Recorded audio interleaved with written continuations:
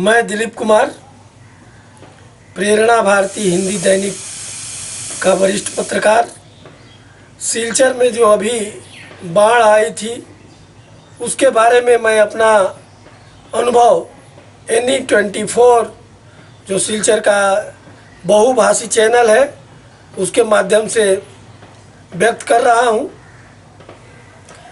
पिछले 19 मई को माननीय जिलाधिकारी श्रीमती कीर्ति जली ने एक प्रेस नोट जारी किया जिसमें लिखा हुआ था कि सिलचर संलग्न बेतुकांदी बांध को कुछ असामाजिक तत्वों ने काट दिया है, जिससे सिलचर शहर को खतरा हो गया है। ये जब समाचार मिला, हमने प्रेरणा भारती में भी ये समाचार किया, लेकिन तब मुझे या किसी को भी ये कल्पना नहीं थी कि आने वाला अगला 24 घंटा सिलचर के ऊपर कितना भारी पड़ने वाला है। 20 तारीख को सुबह जब लोग उठे सिलचर में तो चारों तरफ जल ही जल था।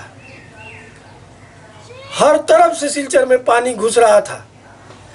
बेतुकांदी बांध की भयानक त्रासदी ने पूरे सिलचर को अपने आगोश में ले लिया था। विभिन्न स्थानों से बराक नदी सिलचर में प्रवेश कर रही थी। खतरे के निशान से बहुत ऊपर बह रही थी सिलचर नदी।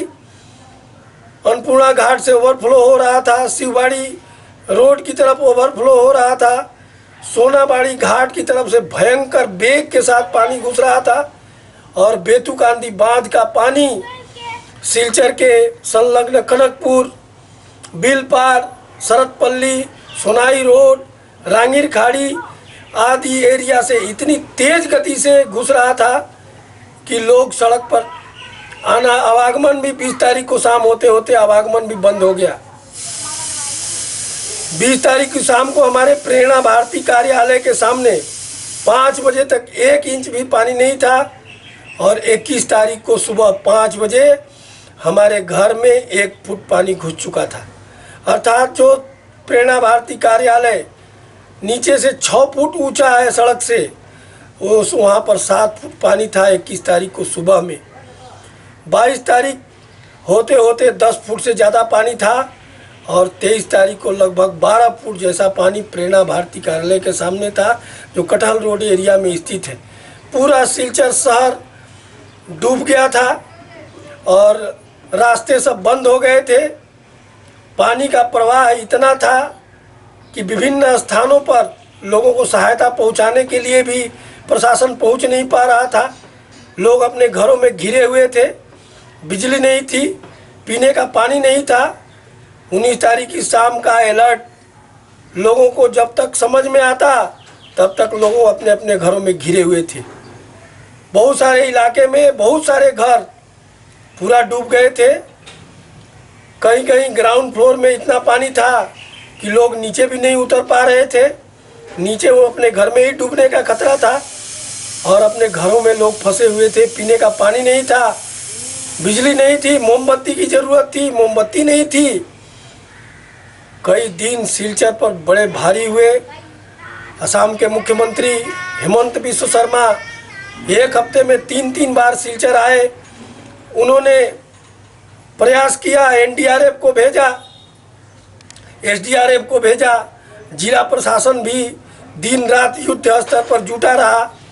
जिला पुलिस अधीक्षक अपने पुलिस प्रशासन के साथ डटी रही और प्रयास करते रहे जिंदगियों को बचाने के लिए। हेलीकॉप्टर के माध्यम से जगह जगह पानी और खाद्य सामग्री गिराई जाती रही। जहां संभव था वहां NDRF, SDRF के लोग जा रहे थे। विभिन्न प्रकार के सामाजिक संगठन काम कर रहे थे। ये 20 जून से और 30 जून तक के 10 दिन पूरे सिलचर के लिए भयानक त्रासदी के लिए सिद्ध हुए। पिछले 100 सालों में सिलचर वासियों ने ऐसी बाढ़ नहीं देखी, ऐसी विपत्ति की कल्पना ही नहीं की थी सिलचर वालों ने। कोई सिलचर में कोई बाढ़ से अप्रभावित नहीं रहा। हर वर्ग प्रभावित हुआ, छोटा हो बड़ा हो। जिनकी भारी मशीनरी थी वो तो डूब ही गए। लोगों के घरों के फर्नीचर, पलंग, सोफा डूब गए। कितने सारे लोग जल्दी जल्दी में घर में ताला मार के कहीं और चले गए थे, उनका पूरा का पूरा डूब गया। कितनी तबाही हुई है इसका अनुमान लगाने में बहुत समय लगेगा। लेकिन ये एक भयानक विपत्ति जो सिलचर के ऊपर आई, इसके बारे में बहुत सारे लोगों के बहुत सारे अनुभव हैं। कहीं कहीं लोग जिनका आसाम टाइप घर था, जो छत नहीं थी, जिनकी आसाम टाइप घर के ऊपर टीन के ऊपर जा कर के रह रहे थे, उनके घरों के कोई लोग फिसल गए, नीचे गिर गए, तैरना नहीं जानते थे, डूब गए। ऐसे कई लोग मर गए। कोई पानी लाने के लिए नौका से गया, नौका पलट गई, डूब गया, मर गए। एक से एक त्रासदी की कहानियाँ इस सिलचर में कारुणिक, मार्मिक, वेदनादायक फैली हुई है। जहाँ भी जाओ, जिधर भी जाओ, जिससे भी मिलो, सबके पास अपनी एक कहानी है। किसने कैसे किसको बचाया, किसने कैसे किसको डूबते हुए देखा, किसने कैसे कहाँ काम किया। सरकार ने, प्रशासन ने पूरी ताकत लगाई सिलचर को बचाने के लिए, सिलचर वासियों को बचाने के लिए।